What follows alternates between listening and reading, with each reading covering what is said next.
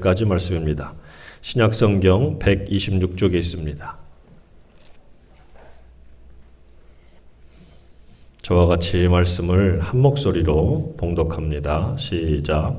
또 자기를 의롭다고 믿고 다른 사람을 멸시하는 자들에게 이 비유로 말씀하시되 두 사람이 기도하러 성전에 올라가니 하나는 바리새인이요 하나는 세리라. 바리새인은 서서 따로 기도하여 이르되 하나님이여 나는 다른 사람들 곧 토색, 불의, 간음을 하는 자들과 같지 아니하고 이 세리와도 같지 아니함을 감사하나이다. 나는 일해에 2번씩 금식하고 또 소득의 11조를 드리나이다 하고 세리는 멀리 서서 감히 눈을 들어 하늘을 쳐다보지도 못하고 다만 가슴을 치며 이르되 하나님이여 불쌍히 여기소서 나는 죄인이로소이다 하였느니라. 내가 너희에게 이르노니 이에 저 바리새인이 아니고 이 사람이 의롭다 하심을 받고 그의 집으로 내려갔느니라. 무릇 자기를 높이는 자는 낮아지고 자기를 낮추는 자는 높아지리라 하시니라. 아멘. 한 번 더 기도합니다. 주님, 귀한 말씀을 우리에게 주십니다. 하나님의 귀한 말씀을 증거하는 종을 통하여 우리 사랑하는 성도들의 귀가 열리게 하시고 마음이 열리게 하셔서 말씀의 씨앗이 심기보죠 30배, 60배, 100배의 귀한 결실 맺는 놀라운 역사가 있기를 원합니다. 사모하게 하시고 들을 때에 하나님의 크신 은총이 저들 영혼 위에 저들의 삶 가운데 충만하고 풍성하게 하옵소서. 인도하실 때에 종은 가리시고 주님만이 증거되고 나타나기를 소망하고 예수님의 이름으로 기도드립니다. 아멘. 할렐루야. 하나님의 크신 은총이 가득하기를 축원합니다. 요 앞에 있으니까 국화향이 가득해요. 마스크를 쓰셔가지고 잘 안 나지요? 근데 오늘 이 국화향이 가득한데 김선수 집사님이 또 열심히 또 잘 가꿔가지고 또 10월 달에 한번 추웠는데 그걸 또 그냥 집에 들어갔다가 나왔다가 이러면서 정성을 다해서 키우셔서 오늘 가지고 오셨어요. 참 감사하지요? 여러분들도 이렇게 정성을 다한 여러분의 삶에도 하나님의 귀한 은혜가 꽃이 피듯이 활짝 피어나는 여러분들 되시길 축원합니다. 얼굴도 좀 피시고 마스크를 써서 잘 안 보이지만 눈을 좀 크게 뜨시고 말씀을 확 들을 때에 은혜가 있기를 축원합니다. 같이 해볼까요? 바리새인과 세리의 기도. 오늘 이런 제목인데 여러분들이 잘 아시는 내용 가운데 하나예요. 오늘 저는 전래동 하나를 가지고 시작할 건데 해와 달이 된 오누이라는 제목이지요. 우리 유치원 아이들은 어린이집 아이들은 잘 아는 얘기인데 여러분들도 많이 들어서 알고 있는 내용이에요. 잘 아는 대로 엄마가 떡을 팔러 장에 갔다가 돌아오는 길에 호랑이가 나타나서 뭐라고 그랬어요? 떡 하나 주면? 떡 하나 줬는데 잡아먹었어요? 안 잡아먹었어요? 못된 호랑이가 잡아먹었어요. 참 못됐어요. 떡 하나 주면 안 잡아먹겠다고 해놓고서는 낼름 또 잡아먹거든요. 근데 이 엄마가 나가기 전에 뭐라고 그래요? 엄마가 오기 전까지는 절대로 문을 열어주지 말라고 집에 있는 남매에게 부탁을 했는데 호랑이가 그걸 알고 이 아주머니가 있는 집까지 갔어요. 그리고서는 엄마 목소리를 흉내냈지만 아이들이 아무리 들어도 엄마 목소리가 아니거든요. 엄마 손을 보여달라고 그랬더니 톡 하고 보니까 저렇게 아주 무섭게 생긴 발톱을 지닌 발이었거든요. 엄마 손이 왜 그래 그랬더니 일을 많이 해가지고 거칠어져서 그런다. 거짓말을 밥 먹듯이 하지요. 근데 이미 호랑이가 엄마가 아닌 것을 안 오누이는 뒷곁에 있는 우물가로 뛰어갔고 우물가 옆에 있는 나무 위로 올라갔어요. 호랑이가 막 찾지요. 얘네 도대체 어디 갔나? 그러다가 목이 말라서 우물가에까지 왔다가 우물가를 이렇게 보니까 우물가 위에 누가 있어요? 아이들의 모습이 비친 거예요. 야, 거기 어떻게 올라갔니? 그랬더니 큰아이가 그래요. 참기름 바르고 올라왔지. 아이가 그걸 보고 호랑이가 그렇게 얘기하니까 호랑이가 참기름을 바르고서는 나무로 올라가려는데 올라가집니까? 안 돼요. 그랬더니 호랑이가 와가지고 나무를 찍어버리려고 합니다. 아이들이 다급해졌어요. 기도했습니다. 하나님, 만약 우리를 살려주시려거든 굵은 동아줄을 내려주세요. 근데 정말 아니나 다를까 잠시 후에 굵은 동아줄이 내려왔어요. 아이들은 그걸 붙잡고 하늘로 올라갔습니다. 호랑이가 그걸 보고 똑같이 흉내를 냅니다. 하나님, 저에게도 좀 줄을 내려주세요.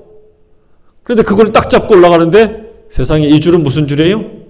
중간이 썩은 줄이에요. 뚝 끊어져가지고 수수밭에 떨어졌답니다. 그때부터 수수밭이 시뻘겋다며요. 자, 호랑이는 그렇게 죽었는데 이 아이들은 하늘에 올라갔는데 이 오빠는 해가 되었고 여동생은 달이 됐는데 여동생이 갑자기 밤이 너무 무섭다고, 밤길이 너무 깜깜해서 무섭다고 나 좀 바꿔달라고, 그래서 여동생은 해가 되었고 오빠가 밤이 되었답니다. 그런데 이제 사람들이 하도 쳐다보니까 여동생이 너무 부끄러워가지고 얼굴이 시뻘개져가지고 그래서 해가 시뻘건 거래요. 자, 우리나라에 내려오는 이 전래 동화인데 저는 그냥 이 동화로 끝나는 게 아니라 여기에도 교훈이 있다는 것을 여러분께 드리고 싶어서 이 말씀을 했어요. 하늘에서 내려온 줄이 두 가지가 있는데 하나는 멸망의 줄이었고 하나는 생명의 줄이었다는 거지요. 그러니까 어떤 줄을 잡느냐에 따라서 하나는 살고 하나는 죽더라는 거예요. 많은 사람들은 분명히 이 줄이 있다는 것을 알고 있어요. 우리 세상에서도 흔히 얘기하잖아요. 줄을 잘 잡아야 돼, 줄. 그리고 또 뭐라 그래? 줄을 잘 서야 돼. 군대 가면 맨날 그래요. 줄을 잘 서야 돼, 막. 회사에서도 그렇지 않습니까? 아니, 어디 부장님 뒤에 잘 있어야 돼. 뭐, 누구를 붙잡아야 돼. 사람들도 항상 이 줄을 얘기하거든요. 근데 믿음의 세계, 신앙의 세계에도 이 줄이 있더라는 거예요, 줄. 그 줄은 하나는 살리는 줄이요, 하나는 못 살리는 줄이에요. 멸망의 줄이라는 거지요. 오늘 우리가 한번 생각해 봐야 될 것은 과연 우리는, 당신은 어떤 줄을 잡고 있느냐라는 거예요. 여러분이 잡고 있는 줄은 여러분을 살리는 줄인지 아니면 여러분들을 살리지 못하는 멸망의 줄인지 그걸 오늘 우리가 분명히 깨닫고 있어야 된다는 거지요. 이 멸망의 줄, 끊어지는 줄은 어떤 겁니까? 우리가 흔히 말하는 세상의 줄이에요. 성경은 이걸 가리켜서 세상의 줄이라고 합니다. 많은 사람들이 성공, 출세, 이걸 위해서 때로는 수단과 방법도 가리지 않고 이 땅에서 되는 일이라면 뭐든지 하려고 하면서 어떤 사람이든지 붙잡으려고 하죠. 잡을 수만 있다면 사돈의 8천 넘어서까지도 뭐 그냥 끝만 된다면 학연과 지연을 상관없이 그냥 탁 붙잡고 나의 길을 열어보려고 하지요. 근데 성경은 그 길이 다 부질없는 길, 끊어지는 길, 멸망하는 길이라고 소개해요. 예수님께서는 요한복음 14장 6절에 내가 곧 길이다라고 말씀합니다. 다른 건 길이 아니란 얘기예요. 예수님이 길이에요. 이 끊어지지 않는 길을 이 성경에서는 생명의 줄이라고 하고 은혜의 줄 예수 그리스도라고 소개하고 있습니다. 우리가 정말 생각하지 말아야 될 것 중에 하나가 바로 뭐냐면 교회는 성공과 출세의 수단이 아니라는 거예요. 간혹 보면은 교회를 통해서 뭐 누가 국회의원이 왔다. 막 그냥 안절부절 못하고 국회의원 오셨습니다. 막 안내하는 분들이 안절부절 못해가지고 막 예배 중에 소개하는 그런 교회도 있다라는 거예요. 아니 자기가 세상에서나 국회의원이지 교회 오면 교인이지 똑같지 뭘. 안 그래요? 아니에요? 버선벌로 나가서 막 맞이해야 됩니까? 아니에요 여러분. 그러면 안 돼요. 교회는 성공과 출세의 수단이 아니에요. 교회는 뭐 하는 데입니까? 생명의 줄을 붙잡는 거예요. 세상의 줄 잘 붙잡으라고 교회를 통해서 유명하고 성공하고 명예가 있는 사람들을 통해서 줄대라고 교회에 나오는 게 아니라 교회는 내 영혼의 주가 되시고 정말 나를 구원해 주시는 예수 그리스도 그분이 나의 생명줄인 것을 알고 그거 붙잡으려고 나오는 것이 교회예요. 그거 알게 해주는 게 이 예배고 교회고 말씀이에요. 여러분 이 시간 정말 내 생명 되시는 것이 예수 그리스도라는 것을 믿으시고 깨닫고 예수 생명을 확 붙잡는 저와 여러분 되기를 축원합니다. 이 생명만이 끊어지지 않아요. 이 생명만이 우리를 영원히 지켜주고 우리를 반드시 살릴 줄로 믿는 저와 여러분 되시길 축원합니다. 그런데 오늘 말씀을 보면 또 하나의 줄을 소개하는데 그게 뭔 줄이냐? 기도라는 줄이더라고요. 같이 합니다. 기도의 줄. 기도가 줄이라는 것은 아니지만 가만히 살펴보면 이 연장선에서 보게 되면 기도도 또 하나의 줄이더라고요. 누구하고 연결된 줄입니까? 하나님하고 연결된 줄이에요. 그러니까 기도라는 건 여러분 하나님이 죄인의 이 이야기를 들어주신다라는 것을 생각하면 여러분 정말 이게 은혜고 축복이에요. 하나님이 귀를 열어서 내가 얘기하는 것, 즉 죄인들이 하는 것, 그 간절한 소원과 소망의 부르짖음을 하나님이 들어주시겠다? 들으신다? 여러분 이게 굉장히 놀라운 기적이거든요. 축복이에요. 축복입니다. 남북한이 끊어진 지 벌써 50년이 훨씬 지났지만 그렇죠? 지금 상당히 시간이 많이 흘러서 서로 오고 가기가 굉장히 어려운데 이 사이에 어떤 것이 있습니까? 남북한의 직통 전화가 있어요.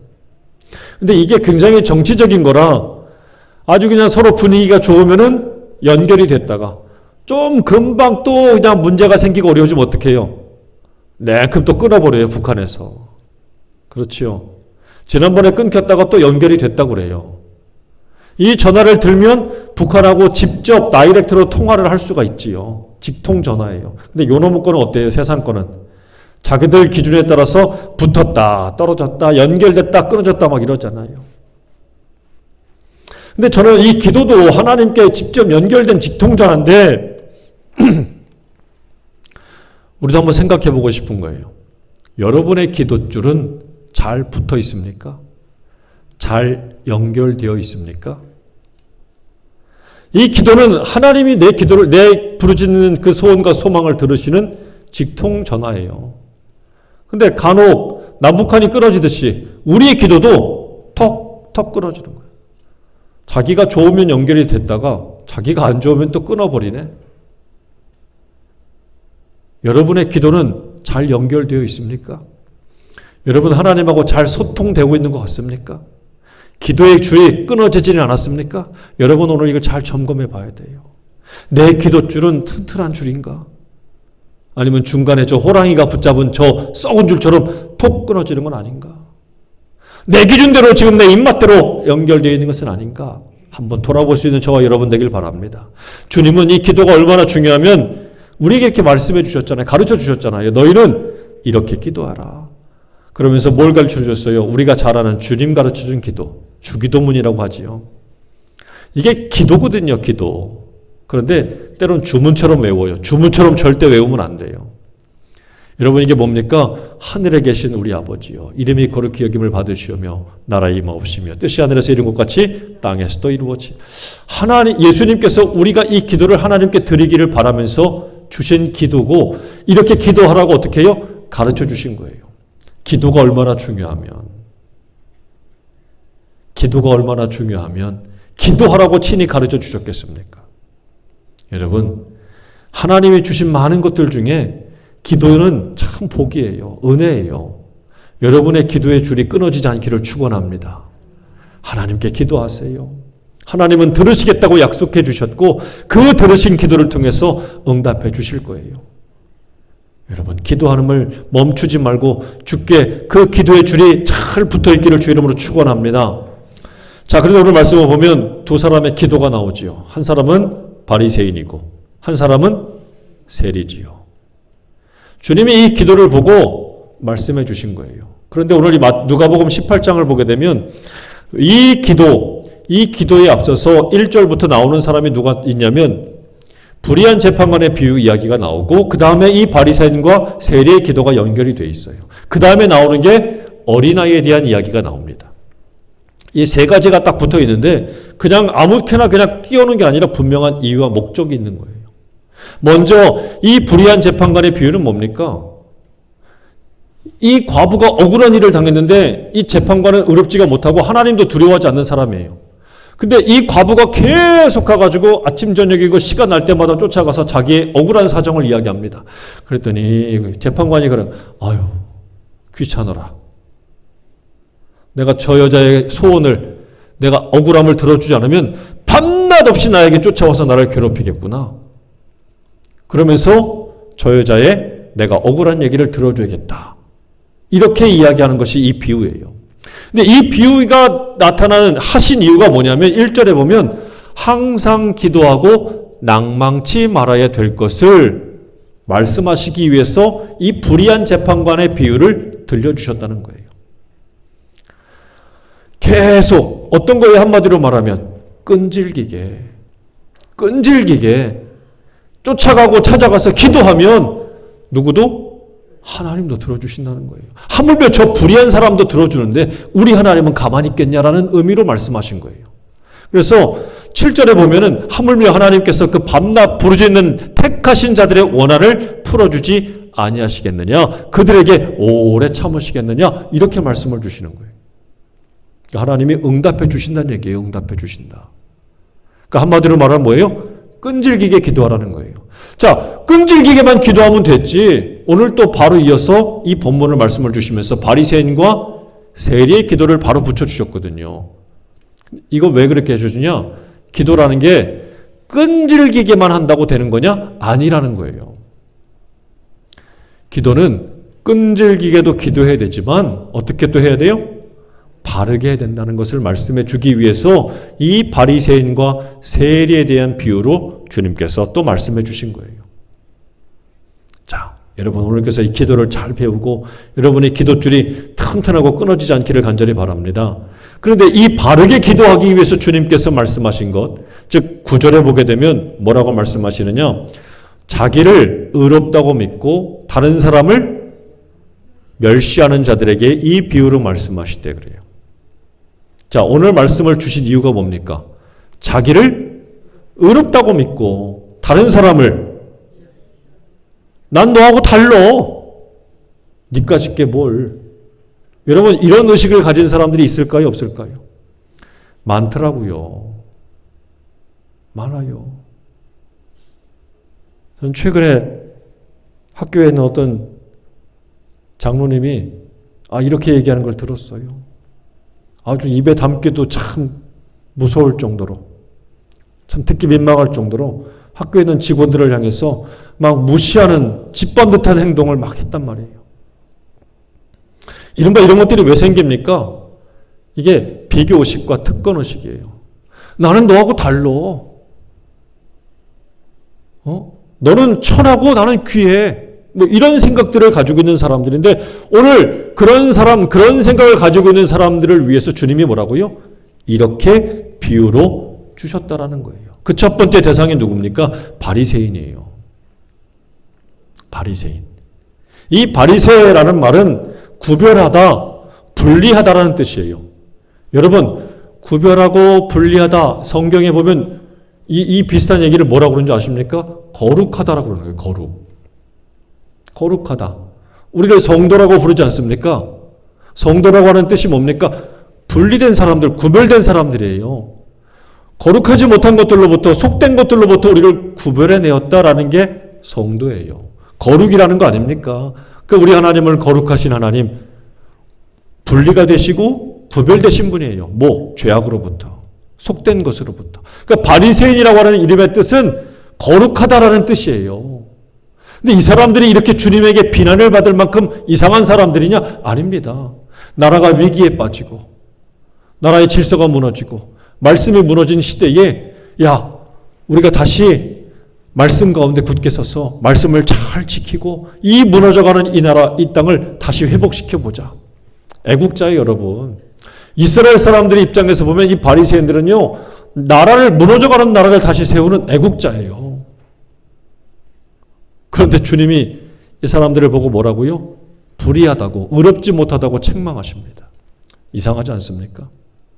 그런데 또 그 다음에 나오는 사람이 누구예요? 세리. 그림만 봐도 참 먼떼게 생겼지요. 그림만 봐도 아주 그냥 어딘가 참 무섭고 사악하게 생긴 사람들. 이 세리란 말이에요. 세리는 뭐 하는 사람들입니까? 요즘에야 좋게 표현해서 이 세무공무원이라고 이야기하지만 지금 이 얘기를 들으면 세무공무원 하신 분들도 굉장히 기분 나쁠 거예요. 저분들은 국가를 위해서 일하지만 이 세리들은 누구를 위해서 일합니까? 로마를 위해서 일하는 거예요.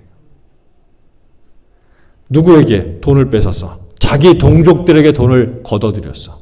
로마에다가 세금을 갖다 바쳐요. 아니 그러면 이 세리 하나면 어쩌지 못하겠습니까? 근데 어쩌지 못해요. 왜? 이 세리 뒤에는 누가 있어요? 로마가 있고 바로 또 군인들이 있어요. 로마 군인들이. 그러니까 이 세리가 아무리 미워도요, 세리를 털끝 하나 건드릴 수가 없어요.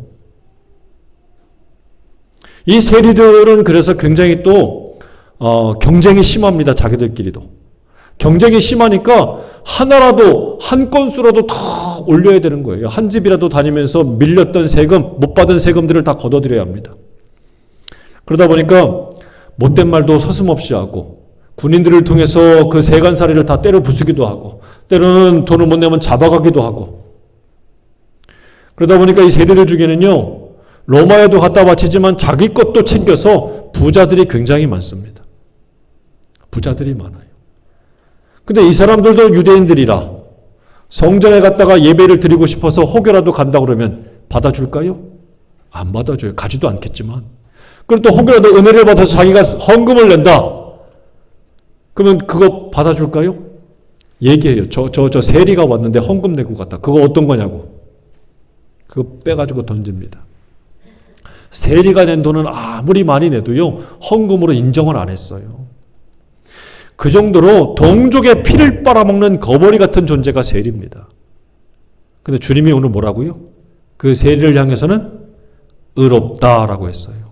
참 이상하지 않습니까? 바리새인을 보고는 불의하다 그러고 세리 보고는 의롭다라고 해요. 듣는 바리새인 어떨까요? 굉장히 기분 나쁠 거예요. 어디 기분 나쁘게 나를 저런 세리 같은 놈들하고 나를 비교를 해. 저렇게 얘기하는 저 예수야말로 정말 죽여야 돼. 이런 생각 갖지 않겠습니까? 가질 거예요. 충분히 갖지요. 어디 저런 사람하고 나하고 비교를 하냐 이거죠. 바리새인은 그래서 이런 특권의식들이 굉장히 강했습니다. 근데 그도 그렇게 나라를 위해서 일하는데 자기 동족을 위해서 일하는데 그런 대접쯤은 받아야 되는 거 아니야? 라고 생각할 수 있지요. 근데 결정적으로 주님이 이 바리새인들을 책망하는 말씀이 11절과 12절에 나오는데 이 말입니다. 바리새인은 서서 따로 기도하여 이르되 하나님이여 나는 다른 사람들과 토색, 불의, 간음하는 자들과 같지 아니하고 이 세리와도 같지 아니함을 감사하나이다. 나는 일회에 2번씩 금식하고 또 소득의 11조를 드리나이다 하고 그래요. 여러분 중에 바리새인을 비난할 수 있는 사람이 있습니까? 바리새인의 저 기도를 보고 저 나쁜 놈, 저 이상한 놈 우리가 이렇게 얘기할 수 있을까요? 아니요 여러분. 우리가 사는 모습들을 솔직히 내 수준, 신앙의 수준을 생각해 보면 바리새인 쉽게 비난할 수 없습니다. 나는 그렇게도 못하는데. 그런데도 불구하고 왜 바리새인이 주님께 책망을 받았는가라는 사실입니다. 첫째는 철저히 자기중심적인 기도만 드렸기 때문이에요. 자기중심적인 기도. 사실 여기에 하나님을 찾고 하나님께 감사하는 기도를 드리지만 하나님이 중심이 아니요. 지금 이 바리새인은 기도한다고 하면서 누가 자기 중심에 있어요? 자기예요, 자기. 그래서 그것이 주님 보시기에는 참 안타까워 보이고 어리석어 보이는 기도였기 때문에 책망을 당하는 거예요.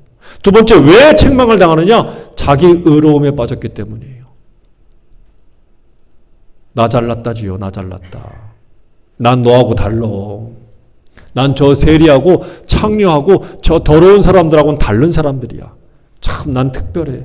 그러니까 이거를 누가 얘기해 주느냐? 하나님이 얘기해 주는 게 아니라 자기가 자기 스스로를 막 높이고 있어요. 자기 의로움에 도취된 사람이에요. 나르시즘이라고 하지요.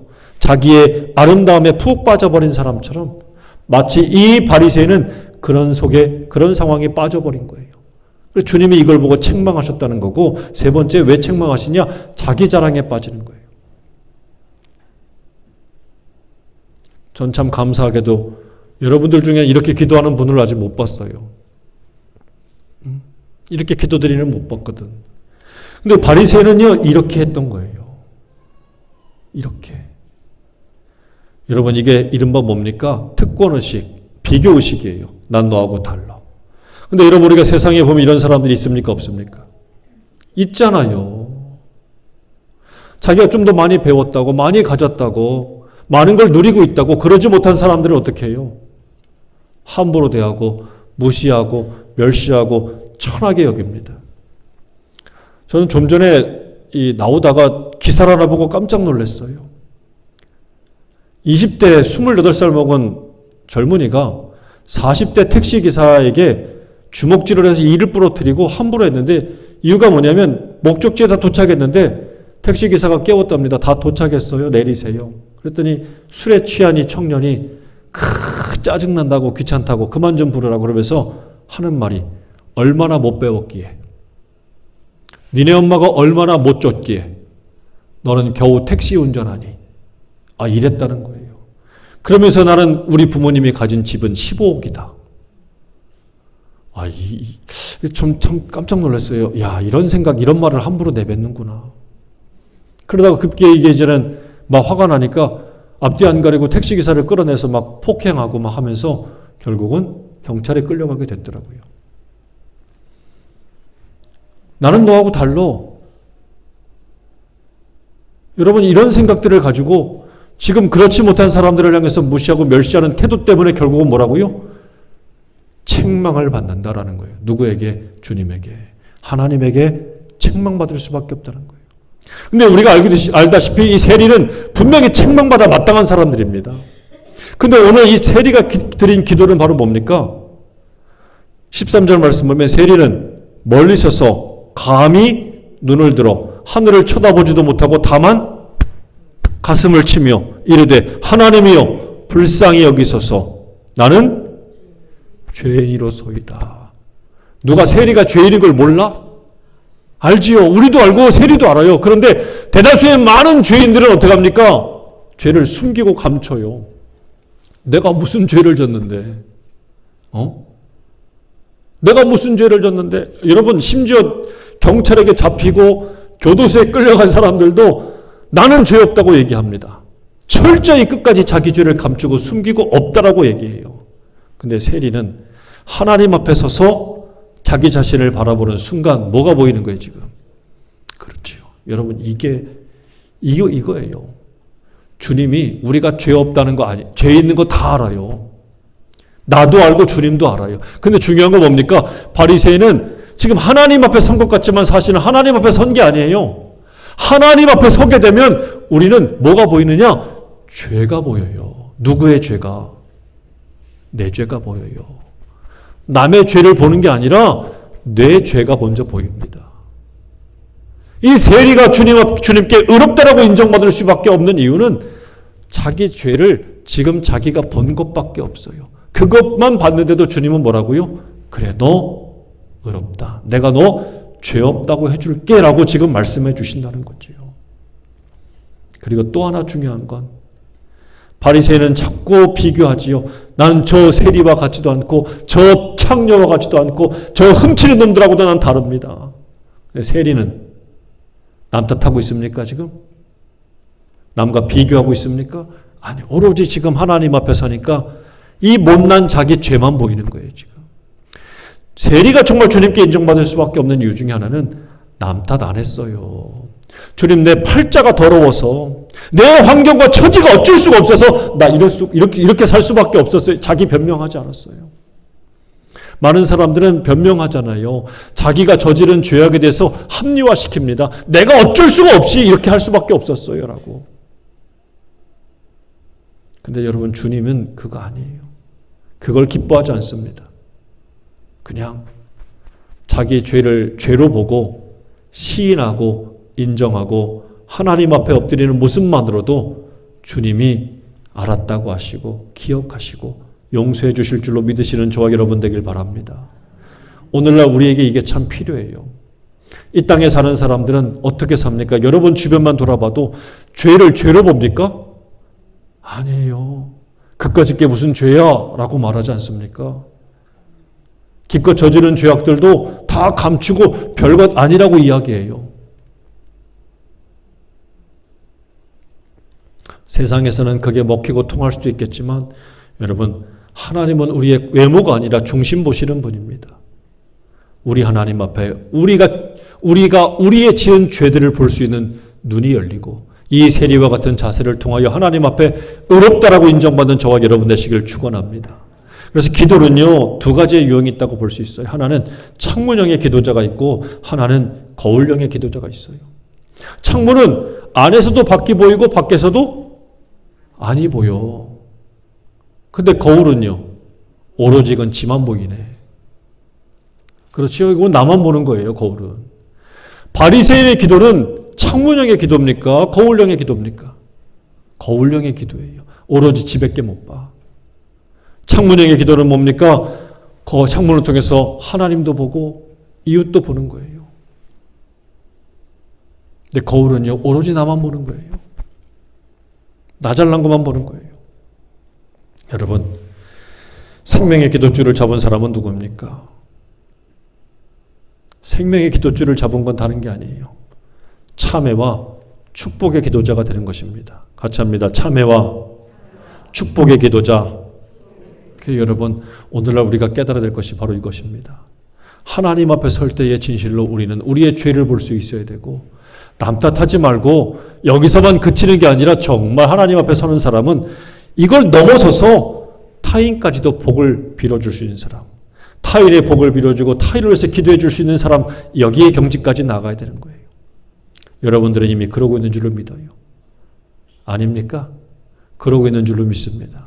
나만 위해서 기도하는 사람이 아니라 나를 넘어서 다른 사람들까지도 기도할 수 있는, 위해서 복을 빌어줄 수 있는 그런 여러분들 되시기를 주의 이름으로 축원합니다. 그래서 오늘 14절 말씀 보니까 주님이 결론적으로 이렇게 말씀하지 않습니까? 내가 너희에게 이르노니 이에 저 바리새인이 아니고 이 사람이 의롭다 하심을 받고 그의 집으로 내려갔느니라. 세리거든요. 그러면서 마지막에 주신 말씀이 뭐예요? 무릇 자기를 높이는 자는 낮아지고 자기를 낮추는 자는 높아지겠다. 결정적으로 책망한 이유가 뭡니까? 하나님께 책망당한 이유는 바리새인은 교만했기 때문이고, 세리는 하나님 앞에 스스로 낮추는 겸손했기 때문이라는 거예요. 교만은 책망받습니다. 겸손은 인정받습니다. 하나님 앞에 교만한 인생은 바벨탑이 무너지듯이 무너질 수밖에 없어요. 하나님뿐만 아니라 세상에서도 마찬가지예요. 다른 사람들에게 가가지고 자기가 가진 지위와 명예와 부를 통해서 함부로 대하고 무시하고 멸시하는 사람들은 결국 바리새인처럼 책망당할 것입니다. 내게 주어진 것들을 통해서 나만 누리고 나만 높아지는 교만한 것 되지 마시고 겸손히 내려서 이 모든 것을 주신 것이 하나님인 것을 믿고 깨달아서 여러분 스스로 낮춰서 겸손히 내 손을 펼치고 나눌 수 있는 손길이 된다고, 기도해주는 복을 빌어주는 사람이 된다면 마땅히 하나님께서 칭찬하실 줄로 믿습니다. 그래서 이 비유 다음에 나오는 말씀이 바로 뭡니까? 어린아이예요. 아이들이 막 오니까 제자들이 막 말리거든요. 그때 주님 뭐라고 말씀하십니까? 내가 진실로 너희에게 이르노니 누구든지 하나님의 나라를 어린아이와 같이 받아들이지 않는 자는 결단코 거기 들어가지 못하리라 하시니라. 어린아이가 오는 것을 다른 사람들은 다 금합니다. 그런데 주님은 금하지 말래요. 아이들이 내게 오는 것을 말리지 말래요. 하나님의 나라는 이런 자들의 것이다. 여러분, 우리가 정말로 이 어린아이와 같은 심령들, 주님이 아니면 안 되는 마음들, 주님께로 달려가고 싶은 마음들, 그것을 주님이 기억하시고 한다는 거예요. 오늘 우리가 정말 가져야 될 마음들, 회복해야 될 마음들이 무엇입니까? 여러분, 세상이 자꾸 높아지니까 나도 덩달아서 자꾸 높아지려고 하는, 세상이 이렇게 해서 성공한다니까 나도 자꾸 그쪽으로 쫓아가서 요즘에 우리가 점점 기울어지고 있어요. 내 영혼이 점점 세상으로 기울어져가는 그런 모습들을 많이 보지 않습니까? 저는 정말 이 정치에 대해서 조금 관심이 있는데 다른 거 없어요. 바르게 정치하는 게 모든 사람들을 다 잘 살린 거거든요. 근데 지금을 보십시오. 대통령 후보자가 이제 두 사람이 되었는데 서로 뭐 합니까? 자기들끼리도 막 물어뜯고 내리고 막 끌어내리려고 하고, 이제는 이제 둘 남았으니까 서로 또 어떻게 해요? 아니, 또 딴 당도 있겠군요. 내가 세워지기 위해서 이제는 어떻게 합니까? 끌어내리는 일들만 남았어요. 여러분, 세상은 분명히 이거 할 겁니다. 근데 우리까지 그렇게 거기에 쫓아가고 그 모습을 보고 나도 같이 끄집어내리고 끌어내리려 한다면 여러분 기억하세요. 주님은 그 모습을 절단코 기뻐하지 않을 것이라는 사실을 말입니다. 겸손하게 하나님 앞에 서서 우리가 해야 될 것은 내 죄를 먼저 보는 것입니다. 내 안에 있는 대들보를 먼저 보는 거예요.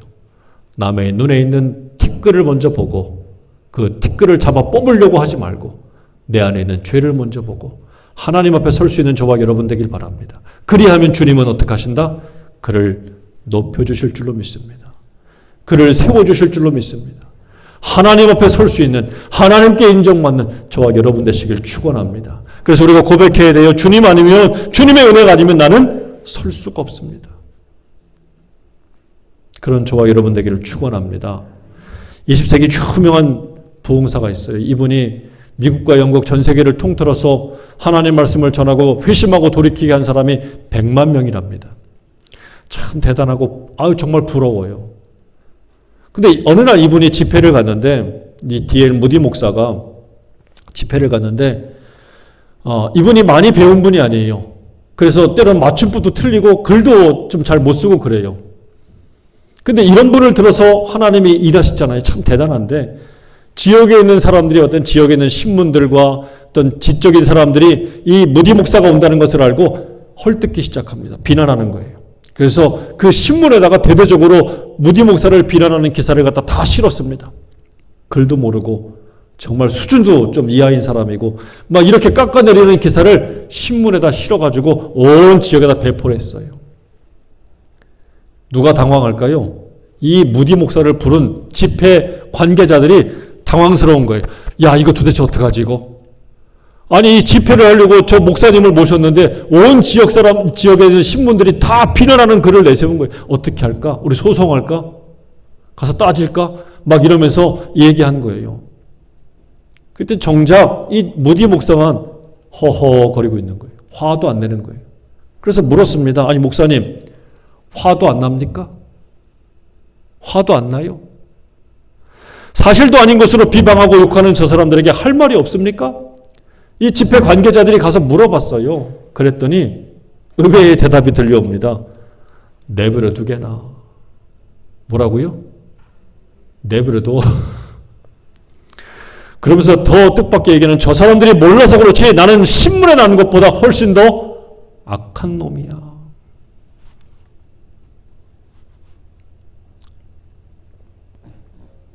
저 신문에 있는 것보다 나는 더 나쁜 놈이야.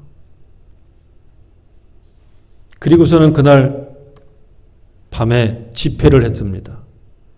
아니나 다를까 신문 기자들, 헐뜯는 사람들 다 와서 그 집회에 참석해서 무디 목사가 무슨 헛소리를 하나 꼬투리를 잡기 위해서 그 집회에 참석했습니다.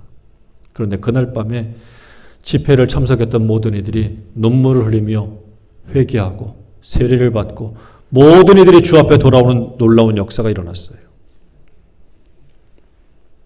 여러분, 비난의 손가락을 거두고 주님 앞에 나를 비춰보며 참회의 눈물을 흘릴 때 하나님은 그를 의롭다라고 하고 오히려 높이 세워줄 줄로 믿으시는 저와 여러분 되길 바랍니다.